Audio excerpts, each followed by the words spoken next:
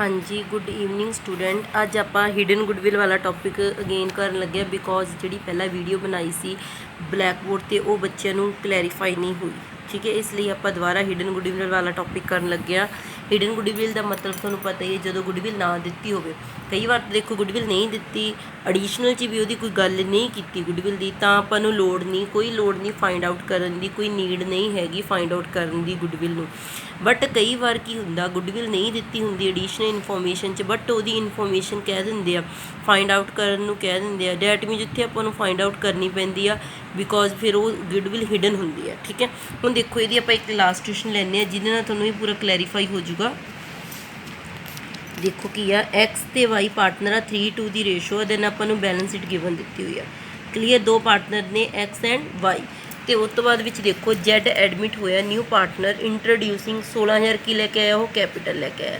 Then आपको new ratio देती कितनी आ 5:3:2 की, मतलब जैड का शेयर जोड़ा होगा वो किहड़ा होगा लास्ट वाला, ठीक है। 5:3:2 आ जो 2/10 है वो जैड का शेयर होगा। इट मीन जिथे तुहानूं ओल्ड रेशो भी दी हुई है तो न्यू भी दी हुई है। दैन इत्थे आपां नूं की नीड पैनी आ, सैक्रीफाइस रेशो कड्ढण की नीड पऊगी बिकॉज जदों ओल्ड तो न्यू रेशो गिवन होंदी है तो उदों सैक्रीफाइस रेशो फाइंड आउट करनी पैंदी है। बट जदों न्यू रेशो गिवन नहीं होंदी फिर आपां नूं कोई नीड नहीं। ओल्ड कितनी है 3 ते 2 दी आ, ते न्यू कितनी है 5:3:2। सैक्रीफाइस किन्ने पार्टनर की निकलूगी, दोनों की। जिन्ने पार्टनर की ओल्ड होगी उन्ने की ही सैक्रीफाइस होगी। हुण सब तो पहले आपां सैक्रीफाइस रेशो फाइंड आउट करते हैं। सैक्रीफाइस रेशो का फॉर्मूला की होंदा ओल्ड माइनस न्यू। 3 5 चो 5 10 माइनस कर देना, 2 5 चो 10 3 10 लैस कर देना।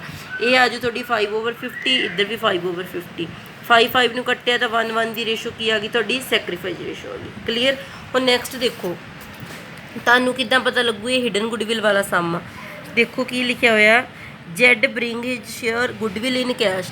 जैड जो गुडविल कैश में लैके आउंदा गा, goodwill calculated on the base of Z share in profit. Goodwill काहदे बेस ते कैलकुलेट करनी है, जैड का कितना शेयर प्रॉफिट च and capital contributed by him, ਅਤੇ ਉਹ किन्नी कैपिटल कॉन्ट्रीब्यूट करता ਉਹਦੇ बेस ਤੇ ਆਪਾਂ गुडविल फाइंड आउट करनी है। Also calculation goodwill capital of old partners before revaluation to be consider. That means ਆਪਾਂ ਨੂੰ ਉਹਨਾਂ ਨੇ ਕੀ ਕਿਹਾ ਗਾ, गुडविल फाइंड आउट ਕਰਨ ਨੂੰ ਕਿਹਾ ਗਾ, ਕਾਹਦੇ ਬੇਸ ਤੇ ਕੱਢਣੀ ਆ ਕਿ ਜਿੰਨਾ ਜੈਡ ਪ੍ਰੋਫਿਟ ਦਾ ਸ਼ੇਅਰ ਆ ਜਿੱਦਾਂ ਜੈਡ ਦਾ, ਤੇ ਕਿੰਨੀ ਕੈਪੀਟਲ ਕੰਟਰੀਬਿਊਟ ਕੀਤੀ ਜਾਂਦੀ ਹੈ ਉਹਦੇ ਦੁਆਰਾ, ਦੋਨਾਂ ਦੇ ਬੇਸ ਤੇ ਆਪਾਂ ਕੀ ਫਾइंड आउट ਕਰਨੀ ਹੈ, गुडविल फाइंड आउट करनी है। क्लीयर। ਤੇ ਉਸ ਤੋਂ ਬਾਅਦ ਵਿੱਚ ਕੀ ਆ, ਸਟਾਕ ਆ ਜਿਹੜਾ ਡੈਪਰੀਸ਼ੀਏਟ ਹੋ ਗਿਆ 5% ਆ, ਪ੍ਰੋਵੀਜ਼ਨ 500 ਦੀ ਆ, फर्नीचर भी डेप्रीशिएट हो गया, बिल्डिंग दी है। स्टॉक तो 5% ला के 2 साइड पा दिओ। प्रोविजन तुहानूं 500 की दी है, उपर किन्ने दी है 400 की, मीनज 100 की 2 साइड पै जूगी। फर्नीचर डेप्रीशिएट हो गया 2 साइड पै जाना। बिल्डिंग 40 की है, उपर तुहाडी बिल्डिंग 35 की सी, 35 तो 40 हो गया, डैट मीनस 5,000 की वध गई, बाई साइड पै जूगी, ठीक है। हुण तुसीं इत्थे गुडविल तां कैलकुलेट करनी, उन्होंने कहा मैंशन किया गुडविल इज़ कैलकुलेटड तां कैलकुलेट करनी है, अदरवाइज जे ना कहा हुंदा तां आपां नूं कोई नीड नहीं सी गुडविल कैलकुलेट करने की। इट मीनज इहदे विच हिडन गुडविल आ। हुण देखो हिडन गुडविल नूं किद्दां फाइंड आउट करना। सब तो पहला तुसीं कैपिटल अकाउंट 'च जिन्ना कुछ पता लगदा पा दो। सब तो पहला बैलेंस पाते दोनों दे, ठीक है। बाय कैश जिहड़ा जैड एडमिट होया वो जिन्नी कैपिटल लैके आया वो पाती। क्लीयर। रिवैल्यूएशन का प्रॉफिट पा लेना जिन्ना तुहाडा रिवैल्यूएशन का अकाउंट बना के प्रॉफिट आऊगा। हुण गुडविल नूं हिडन गुडविल का की फॉर्मूला है, किद्दां कैलकुलेट करनी है। देखो सब तो पहला total existing capital. Total existing capital means A X Y Z की जिन्नी कैपिटल है उन्होंने प्लस कर दो। एक्स की कितनी है 29,000 की है, वाई की कितनी है 15, जैड कितनी लैके आए सी 16,000, प्लस कैपिटल कॉन्ट्रीब्यूशन प्लस जिन्ना उहदा प्रॉफिट का शेयर आ 2190 ते 1460। जिवें तुसीं रिवैल्यूएशन का प्रॉफिट कढ़िया होया सीगा वो वाला ये दोनों च डिस्ट्रीब्यूट किया, ठीक है। कैपिटल तिन्ना पार्टनर्स की, दोनों पार्टनर्स का रिवैल्यूएशन का प्रॉफिट ये आ गया तुहाडा 63,650, ठीक है।